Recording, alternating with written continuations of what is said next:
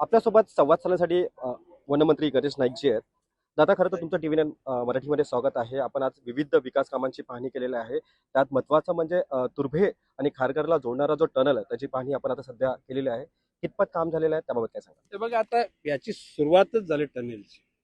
हाच टनेल साधारणपणे 2-2.5 वर्ष लागतील त्या पूर्ण व्हायला. ऐरोलीचा 3 महिन्यामध्ये सुरू होईल. सुरुवातीला ह्या टनेल व्हावा हे पत्र माझंच होतं 6-7 वर्षापूर्वी. तर माझ्या याच्यामध्ये तुर्भे खारघर होतं, तर हे जुईनगर खारघर आहे. एकूणच हे ज्यावेळेला होईल त्यावेळेला या शहरातून जाणारी वाहतूक ही बाहेरच्या बाहेर जाईल. त्याच्यामध्ये जनतेला पण इथले आनंद वाटेल आणि बाहेरच्या बाहेर जाणाऱ्या लोकांना सुद्धा आनंद वाटेल. दादा, क्लस्टरवरनं आपण एक स्टेटमेंट केलं होतं. त्या स्टेटमेंट नंतर आपल्याच महायुतीतील काही नेते आहेत, मुंबईतील असतील किंवा महाराष्ट्रातील नेते असतील, त्यांनी एक स्टेटमेंट केलं होतं की दादा काही बडबड करतात. चालेल, मला त्याचे नो कॉमेंट्स. दादा, क्लस्टरला आपला विरोध होता का आपली नाराजगी आहे? क्लस्टरला माझा विरोध नाही. ऐकून घ्या, क्लस्टर या शब्दाच्या मध्ये जी मोडतोड करून ज्या ठिकाणी काही काम चालू, झोपडपट्टी भागामध्ये cluster I can understand. Colony आहे त्या ठिकाणी क्लस्टरची काय गरज आहे? त्या ठिकाणी पुनर्निर्माणाला आपला पाठिंबा आहे.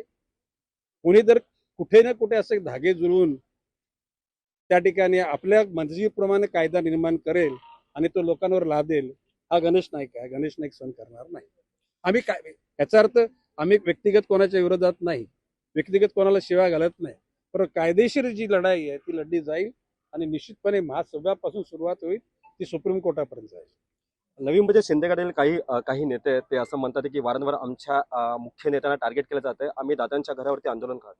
हे बघा, आंदोलन का करायला त्याचं प्रश्नावली पहिले मला पाठवा, समोर बसा आणि गणेश नाईक जे प्रश्न विचारले त्याला उत्तर द्यायला तयार राहा.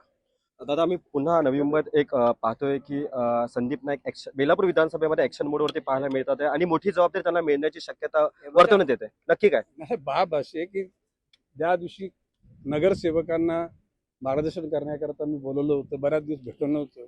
त्या दिवशी संदीप नाईक तिथे होते.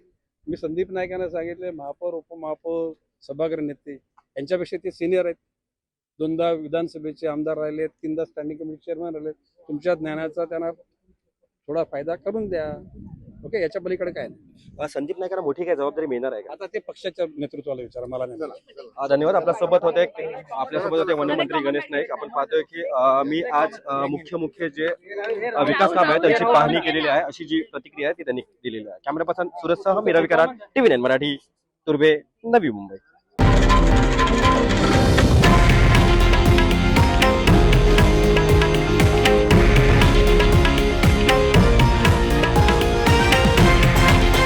हे आहे देशातील नंबर 1 न्यूज नेटवर्क आणि आपण पाहत आहात TV9 मराठी, एकमेव.